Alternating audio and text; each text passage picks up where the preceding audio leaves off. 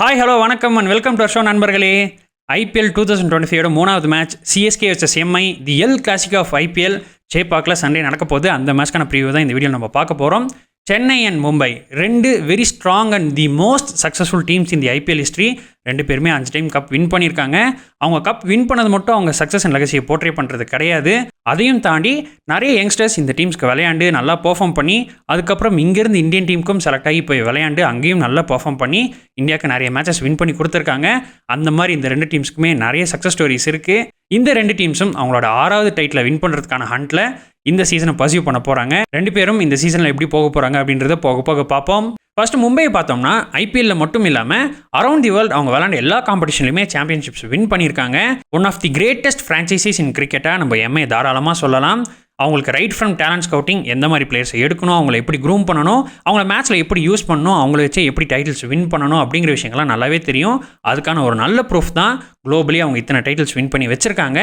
Recent டைம்ஸில் எம்ஐக்கு நிறைய success இருந்தாலும் ஐபிஎல்லை பொறுத்த வரைக்கும் ரீசெண்ட் டைம்ஸில் அவங்களுக்கு அந்தளவுக்கு சக்ஸஸ் இல்லை.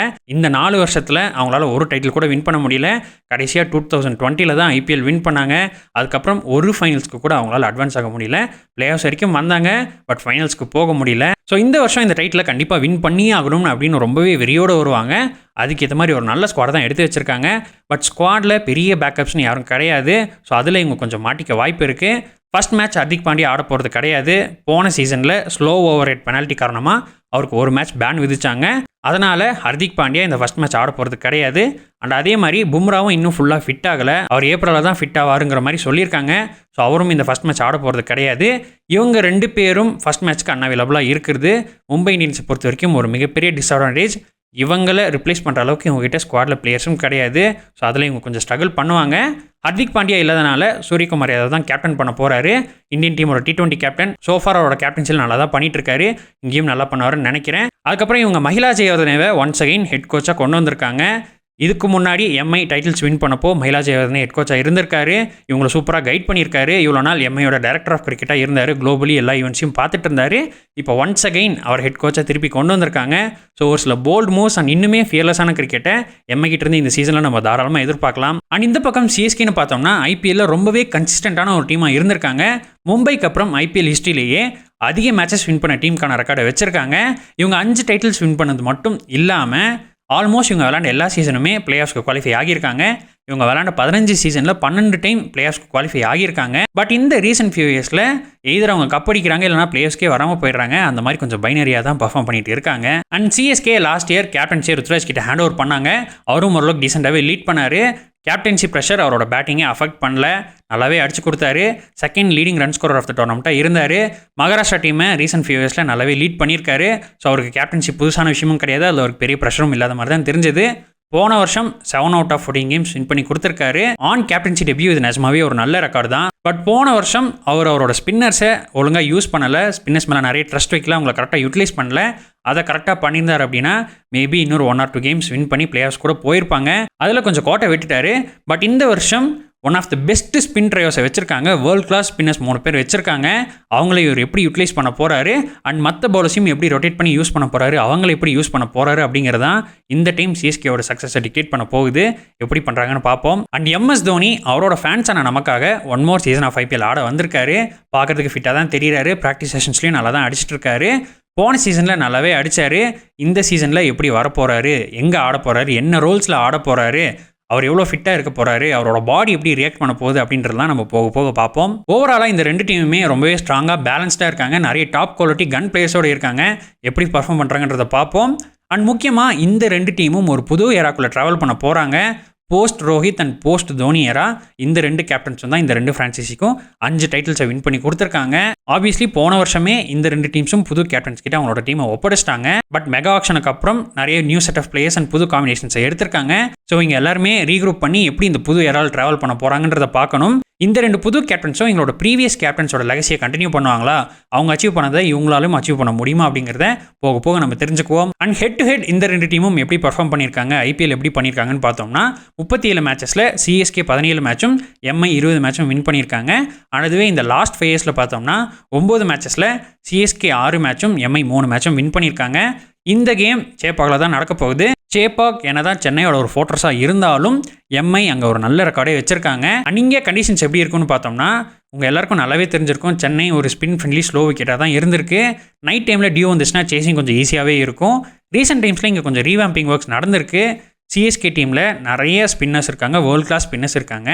ஸோ இந்த டைம் ஒரு ஓஜி ஸ்பின் ஃப்ரெண்ட்லி சேப்பாக் விக்கெட்டாக தான் இருக்கும்னு நான் எதிர்பார்க்குறேன். அண்ட் இங்கே சேப்பாக்கில் எர்லியான் பவர் பிளேயில் கொஞ்சம் லேட்டரல் மூவ்மெண்ட்ஸ் கிடைக்கும். சைட்வேஸ்லேருந்து ப்ரீஸ் வரதுனால பால் கொஞ்சம் மூவ் ஆகும். ஸ்விங் பண்ணுற பவுலர்ஸ்க்கு கொஞ்சம் மூவ்மெண்ட்டும் அசிஸ்டன்ஸும் நல்லாவே இங்கே கிடைக்கும். அண்ட் இங்கே பவுலர்ஸ் யார் நிறைய விக்கெட்ஸ் எடுத்திருக்காங்க அப்படின்னு பார்த்தோம்னா சேஞ்ச் ஆஃப் பேஸ் நிறைய போடக்கூடிய பவுலர்ஸ் அண்ட் ஸ்பின்னர்ஸ் தான் இங்கே நிறைய விக்கெட்ஸ் எடுத்திருக்காங்க. ஸ்பின்னர்ஸ் இங்கே ரொம்ப பெரிய ரோல் ப்ளே பண்ணுவாங்க.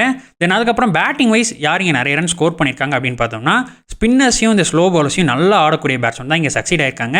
அண்ட் அவங்க தான் இங்கே நிறைய ரன்ஸுமே ஸ்கோர் பண்ணியிருக்காங்க. அண்ட் இங்கே வெதர் கண்டிஷன்ஸ் எப்படி இருக்குன்னு பார்த்தோம்னா ஃபோர்காஸ்ட் நல்லாவே இருக்குது. கொஞ்சம் ஹாட் அண்ட் ஹியூமிடாக தான் இருக்குன்னு போட்டிருக்கு. அதே சமயம் க்ளவுடியாக இருக்க வாய்ப்பு இருக்குன்னு போட்டிருக்கு. ஸோ டியூ வரதுக்கான வாய்ப்பு கொஞ்சம் கம்மி தான். அண்ட் இங்கே இந்த லாஸ்ட் ஃபேஸில் ட்ரெண்ட் எப்படி போயிருக்குன்னு பார்த்தோம்னா மொத்தம் 24 மேட்சஸ் ஆடிருக்காங்க. அதில் பேட்டிங் ஃபர்ஸ்ட் பண்ண டீம் 12 மேட்சும், சேஸ் பண்ண டீம் 11 மேட்சும் வின் பண்ணியிருக்காங்க. அண்ட் ஆவரேஜஸும் என்னென்னு பார்த்தோம்னா first innings average 23.20 at 8.29 runs per over, second innings average 24.57 at 8.03 runs per over.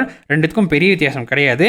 Average first innings score 165, average second innings score 152, highest first innings total 217 for 7 CSK vs LSG in 2023, highest second innings score 213 for 4 LSG vs CSK in 2024, highest chase என்னன்னு பார்த்தோம்னா 213 for 4 LSG vs CSK 2024 Marcus Stoinis அடிச்சு win பண்ணி கொடுத்த அந்த match. So இந்த stats வச்சு பார்க்குறப்போ first இன்னிங்ஸ்க்கும் second இன்னிங்ஸ்க்கும் பெரிய வித்தியாசம் இல்லை. சிஎஸ்கே கிட்ட ஒரு வேர்ல்ட் கிளாஸ் ஸ்பின் ட்ரை வச்சிருக்காங்க. அதனால விக்கெட்டும் கொஞ்சம் ஸ்லோவராக தான் இருக்கும்னு நினைக்கிறேன். டியூ வரதுக்கான வாய்ப்பும் கொஞ்சம் கம்மி தான். அப்படிங்கிறதுனால இங்கே ஃபர்ஸ்ட் பேட்டிங் ஆடுறது ஒரு நல்ல மூவாக இருக்கும். ஃபர்ஸ்ட் பேட்டிங் ஆடுறாங்க அப்படின்னா எனிவேர் அரௌண்ட் 180 ஸ்கோர் பண்ணிட்டாங்க அப்படின்னா அது ஒரு டிஃபெண்டபிள் ஸ்கோராக இருக்கும். சப்போஸ் ஃபஸ்ட்டு பவுலிங் போடுறாங்க அப்படின்னா ஆப்போனண்ட்டை ஒரு 150 to 160 ரெஸ்ட்ரிக்ட் பண்ணிட்டாங்க அப்படின்னா அது ஒரு ஈஸிலி சேசபிள் டார்கெட்டாக இங்கே இருக்கும். அண்ட் பவுலிங் வைஸும் இங்கே எப்படி போட்டிருக்காங்கன்னு பார்த்தோம்னா ஃபாஸ்ட் பவுலர்ஸ் 185 விக்கெட்ஸ், 24.95 ஆவரேஜ், 8.54 எக்கனாமியில் போட்டிருக்காங்க. ஸ்பின்னர்ஸும் 109 விக்கெட்ஸ், 26 ஆவரேஜ், 7.25 எக்கனாமியில் போட்டிருக்காங்க. ஸ்பின்னர்ஸ் என்ன தான் இங்கே நிறைய விக்கெட்ஸ் எடுக்கலனாலும் ரொம்பவே எக்கனாமிக்கலாக போட்டிருக்காங்க. அவங்க தான் கேமை கொஞ்சம் கண்ட்ரோல் பண்ணுவாங்க, நடுவில் ஸ்லோ பண்ணுவாங்க. ஏன்னா அதுக்கப்புறம் ஃபாஸ்ட் பவுலர்ஸ் என்ன தான் எக்கனாமி கொஞ்சம் ஹையர் சைடில் இருந்தாலும் அவங்க தான் இங்கே நிறைய விக்கெட்ஸ் எடுக்கிறாங்க. ரொம்பவே நல்ல டிசப்டிவ் ஸ்லோவர் ஒன்ஸ் வச்சிருக்க பவுலர்ஸ்க்கு இங்கே கண்டிப்பாக ரிவார்ட்ஸ் கிடைக்கும். துஷார் தேஷ்பாண்டே, பத்தி ராணா, ஹர்ஷல் பட்டேல் இந்த மாதிரி நிறைய சேஞ்ச் ஆஃப் பேஸ் போடக்கூடிய பவுலர்ஸ்க்கு தான் இந்த லாஸ்ட் ஃபேஸில் இங்கே நிறைய விக்கெட்ஸ் வந்திருக்கு. அண்ட் டுவேன் பிராவோ அவரை பற்றி நம்ம எல்லாருக்குமே தெரியும். அவரோட நிறைய ஸ்லோவர் ஒன்ஸ் வச்சு தான் இங்கே ஏகப்பட்ட விக்கெட்ஸ் எடுத்திருக்காரு. அண்ட் அதே மாதிரி பவர் பிளேலையும் ஸ்விங் பண்ணக்கூடிய பவுலர்ஸ் போல்ட், கலீல் அகமது, தீபக் சகார் இந்த மாதிரி பவுலர்ஸ்க்கும் இங்கே நிறைய விக்கெட்ஸ் வரும். ஸோ இங்கே பவர் பிளேயில் விக்கெட்ஸ் விடாமல் அதுக்கப்புறம் ஸ்பின்னர்ஸையும் கொஞ்சம் நல்லா ஆடுறவங்களுக்கு பெட்டர் ரிசல்ட்ஸ் வர வாய்ப்பு இருக்குது. என்ன அடுத்ததாக பிளேயிங் லெவன்னு பார்த்தோம்னா சிஎஸ்கேயோட பிளேயிங் லெவனில் ருத்ராஜ் அண்ட் ரச்சின் தான் என்னோட ஓப்பனர்ஸாக இருப்பாங்க. ருத்ராஜ் செம்ம பேட்ஸ்மேன், செம்ம டெக்னிக்கல் பேட்ஸ்மேன், ரொம்பவே கன்சிஸ்டண்ட்டாக ஆடி கொடுத்துருக்காரு. சிஎஸ்கேக்கு கன்சிஸ்டண்ட்டாக நிறைய ரன்ஸ் எவ்ரி சீசன் அடிச்சு கொடுத்துருக்காரு. தென் அதுக்கப்புறம் அவரோட ஓப்பனிங் பேரா கான்வேவா இல்லை ரச்சினான்னு ஒரு டிஸ்கஷன் வரும். கான்வே நல்ல எக்ஸ்பீரியன்ஸ் பேட்ஸ்மேன், சென்னையில் நல்லாவே ஆடிருக்காரு, ஸ்பின்னையும் நல்லா ஆடுவார். பட் ரீசெண்ட் டைம்ஸில் ஒரு நல்ல டச்சில் இருக்க மாதிரி தெரியல. சாம்பியன்ஸ் ட்ராஃபி கேம்ஸும் அந்தளவுக்கு ஆடலை. On the other hand Rachin Ravindra recent டைம்ஸில் நல்ல ஃபார்மில் இருக்கார். சாம்பியன்ஸ் ட்ராஃபிலையும் சூப்பராக ஆடினார், மேன் ஆஃப் த டோர்னமெண்ட் அவார்டும் வாங்கினார். அது மட்டும் இல்லாமல் ஒரு 1 or 2 ஓவர்ஸ் ஆஃப் ஸ்பின்னும் போடுவார். அப்படிங்கிறனால இங்கே நான் ரச்சினை ப்ரிஃபர் பண்ணுறேன். தென் அதுக்கப்புறம் நம்பர் 3 ராகுல் திரிபாதியும் நல்ல பேட்ஸ்மேன், ஸ்பின்னும் சூப்பராக ஆடுவார், இன்னிங்ஸையும் கன்ஸ்ட்ரக்ட் பண்ணுவார், டிஃபென்சிவாகவும் ஆடுவார், தேவைப்படுறப்போ அட்டாக்கிங் ஷாட்ஸ் ஆடி ரன் ஃப்ளோவையும் இன்க்ரீஸ் பண்ணுவார். தென் அதுக்கப்புறம் நம்பர் 4 சிவம் துபே, அவரை பற்றி சொல்லவே வேணாம். மிடில் ஓவர்ஸில் நிறைய ரன்ஸ் வர்றதுக்கு அவர் தான் காரணம், ஸ்பின்னர்ஸை நல்லா அடிப்பார். அதுக்கப்புறம் நம்பர் 5 இவங்க எய்தர் தீபக் கூட இல்லை விஜய் சங்கர் ஆடலாம். விஜய் சங்கர் இங்கே ஒரு லோக்கல் பாய், இங்கே நிறைய விளாண்டுருப்பார், ஸ்பின்னர்ஸையும் நல்லா ஆடுவார், டொமஸ்டிக் டோர்னமெண்ட்ஸில் நல்லாவே ஆடிருக்காரு. அப்படிங்கிறனால இங்கே நான் விஜய் சங்கரை ப்ரிஃபர் பண்ணுறேன். தென் அதுக்கப்புறம் நம்பர் 6 சாம் கரன், அவரும் சிஎஸ்கேக்கு ஆல்ரெடி ஆடிருக்காரு, சென்னையில் ஆடிருக்காரு, நியூ பாலும் போடுவார், டெத்லையும் போடுவார், நிறைய வேரியேஷன்ஸும் போடுவார், பேட்டிங்லையும் நல்லா ஆடுவார். So with both bat and ball நிறைய கான்ட்ரிபியூஷன்ஸ் கொடுப்பாரு. அவர் நம்பர் 6 வருவார். தென் நம்பர் 7 MS தோனி, அவர் இந்த சீசனில் எப்படி வரப்போறாரு அப்படிங்கிறத பார்க்கணும். தென் அதுக்கப்புறம் இவங்களோட அந்த spin trio Ravindra Jadeja, Ravichandran Ashwin and Noor Ahmad 3 பேரும் வேர்ல்ட் கிளாஸ் ஸ்பின்னர்ஸ், செம்ம ஸ்பின்னர்ஸ். கண்டிப்பாக இந்த வருஷம் சேப்பாக்கில் ஸ்பின் ஷோக்கோல்டு இவங்க கொடுப்பாங்க. அண்ட் ஜடேஜா அண்ட் ரவிச்சந்திரன் அஸ்வின் 2 பேருமே நல்ல ஆல்ரவுண்டர்ஸ். அஸ்வின் இந்த ரீசெண்ட் டைம்ஸில் ஆர்ஆருக்கு ஒரு சேவியராக இருந்திருக்காரு. அவங்க எப்போல்லாம் பேட்டிங்கில் ஸ்ட்ரகிள் பண்ணாங்களோ அப்போல்லாம் நடுவில் வந்து கொஞ்சம் ப்ரெஷர் அப்சர்வ் பண்ணி இன்னிங்ஸ் பில்ட் பண்ணி கொடுத்து ஒரு 30-40 ரன்ஸ் அடிச்சு கொடுத்து அவங்கள ஒரு நல்ல கம்ஃபர்டபுள் பொசிஷனில் நிறுத்தி கொடுத்துட்டு போயிருக்காரு. ஸோ அதையும் இங்கேயும் ரெப்ளிகேட் பண்ணுவார்.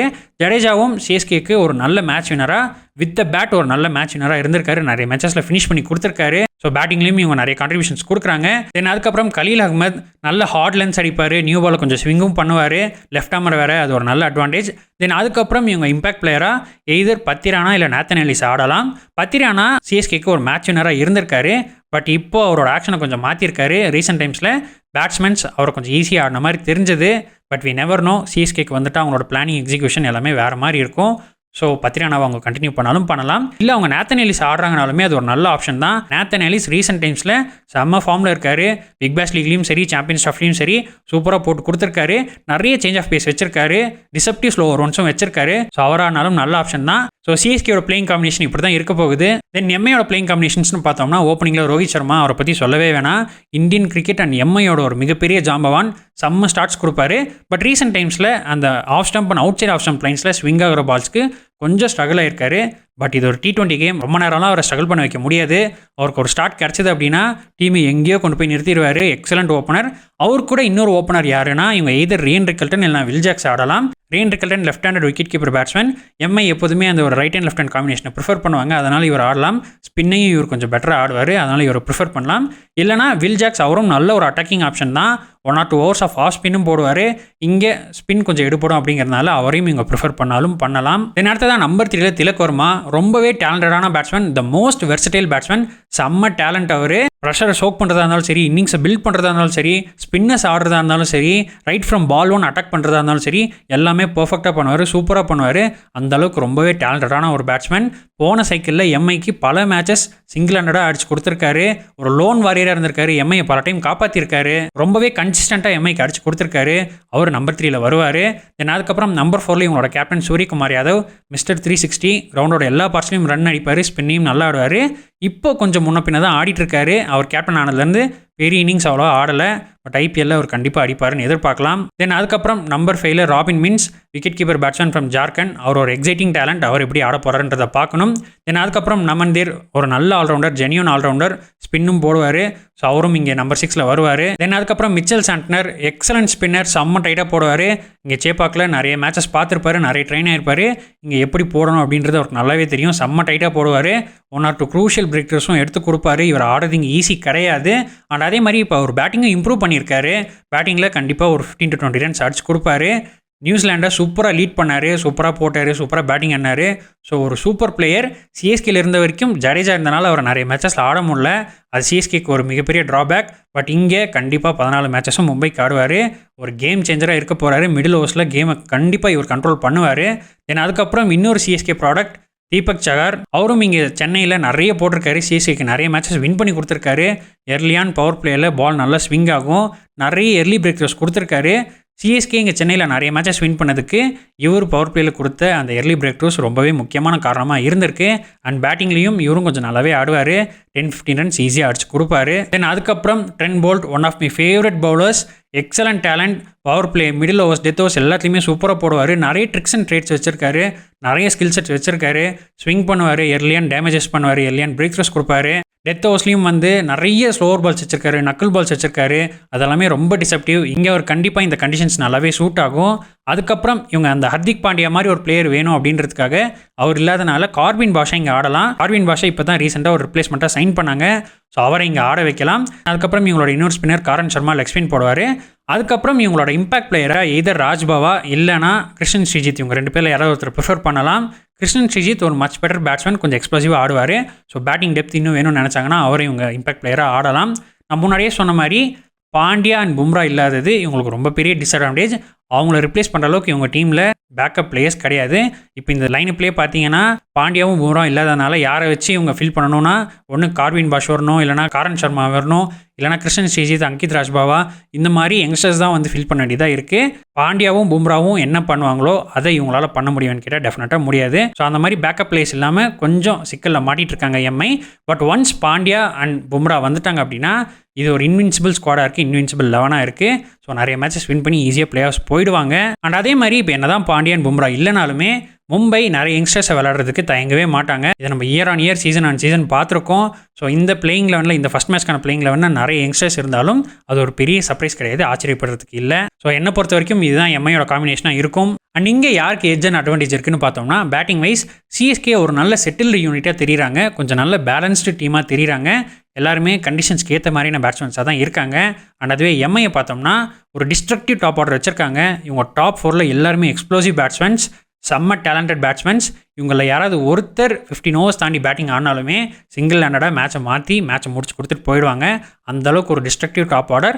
பட் ஹர்திக் பாண்டியா இல்லாமல் இவங்களோட மிடில் ஆர்டர் கொஞ்சம் வீக்காக இன்எக்ஸ்பீரியன்ஸ்டாக தெரியுது. ஸோ பேட்டிங் டெப்த்தை வச்சு பார்க்குறப்போ சிஎஸ்கே கிட்ட நல்ல டெப்த் இருக்குது, எல்லாருமே ஸ்பின்னையும் நல்லா ஆடுவாங்க. அப்படிங்கிறனால இங்கே சிஎஸ்கேக்கு ஒரு ஸ்லைட் எட்ஜ் இருக்குது. அண்ட் பவுலிங் வைஸ்னு பார்க்குறப்போ ஃபாஸ்ட் பவுலிங்கில் எம்ஐ கிட்ட நல்ல ஃபாஸ்ட் பவுலர்ஸ் இருக்காங்க. பவர் பிளேயில் போல்ட் அண்ட் சகர் ரொம்பவே டேஞ்சரஸாக இருப்பாங்க. பட் டெத் ஓவர்ஸ்னு பார்க்குறப்போ போல்ட் மட்டும்தான் ஒரு ரிலேபிள் பவுலர். கார்பின் பாஷ் அவருக்கு நல்லா சப்போர்ட் பண்ணி போட்டு கொடுக்கணும். அதுவே சிஎஸ்கேன்னு பார்த்தோம்னா அவங்க கொஞ்சம் நல்ல பவுலிங் அட்டாக்கே வச்சிருக்காங்க. இந்த கண்டிஷன்ஸ்க்கு ஏற்ற மாதிரியான ஃபாஸ்ட் பவுலர்ஸை வச்சிருக்காங்க. தென் அடுத்ததாக ஸ்பின்னர்ஸ்னு பார்த்தோம்னா சிஎஸ்கே ஆஸ் த பெஸ்ட் ஸ்பின் ட்ரையோ, அதில் எந்த டவுட்டும் இல்லை. எம்ஐ கிட்ட சாண்ட்னர் இருக்காரு, அவர் இந்த கண்டிஷன்ஸில் சூப்பராக போடுவார், டைட்டாக போடுவார், 1 or 2 விக்கெட்ஸ் எடுத்து கொடுத்துருவாரு. But Karn Sharma he may go for runs.